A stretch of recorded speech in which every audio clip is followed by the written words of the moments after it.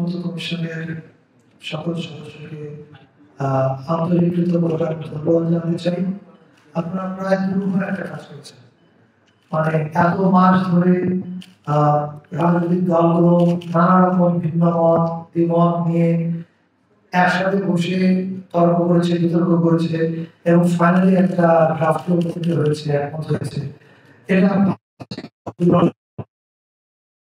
আমাদের ইতিহাসে নিশ্চিত ভাবে একটা অন্য জায়গায় রাখবে।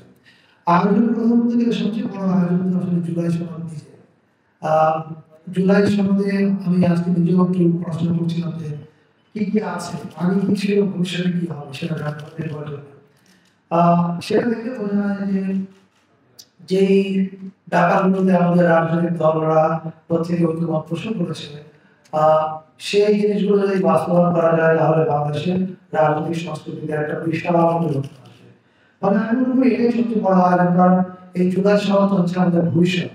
আমরা আমাদের ভবিষ্যৎ হাতে নিয়ে কালকে সংসদ ভবন দক্ষিণ প্লাজায় তারা সকল রাজনৈতিক দলের প্রতিনিধিগণ সেখানে থাকবেন, তারা স্বাক্ষর করবেন। এটাই আমি মনে করি একটা ম্যাসিভ আয়োজন। এছাড়াও অবশ্যই রিয়াজের এরকম বলবেন যে সমাজের বিভিন্ন শ্রেণী পেশার মানুষজন আমাদের থাকবেন। এছাড়াও আমরা একটা ছোট্ট ভিডিওর মধ্যে দিয়ে দেখানোর চেষ্টা করবো যে আমরা কোথা থেকে এখানে আসলাম এবং এই জুলাই সনদ আসলে আমাদেরকে কি দিবে। কারণ সনদ অনেকগুলো ধারা আছে, এটা মানুষের কাছে পৌঁছানোর আমি মনে করি এটা খুব গুরুত্বপূর্ণ কাজ। তো আমাদের কাজ আসলে আগামীকাল শেষ হবে, মানে আমার মন্ত্রণালয়ের কাজ অ্যাকচুয়ালি আগামীকাল শুরু হবে। এই অর্থে যে আমরা যদি খেয়াল করে দেখেন গত 8-9 মাস ধরে আমরা 16 বছরের দুঃশাসনের নানান দিক নিয়ে অনেক ডকুমেন্টারি করেছিলাম, যেগুলো টিপিক্যাল সরকারি ডকুমেন্টারির মতো না। সরকারি ডকুমেন্টারি সাধারণত 10,000-20,000 লোক দেখে, এগুলো রিচ আনবিলিভ বলা, আপনারা নিজেরাই জানেন এটা সোশ্যাল মিডিয়া ইম্প্যাক্ট। সো এগুলো ওই কাজগুলো করতে আমাদের প্রায় 8-9 মাস লেগেছে।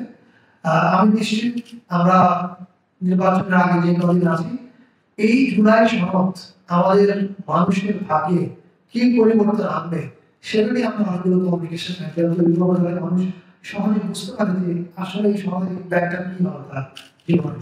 এই কাজটা আমরা আগামী 2 মাস করবো। পাশাপাশি এটা আপনারা সবাই বুঝতে পারছেন যে আমরা এখন একটা সন্ধিক্ষণে আছি।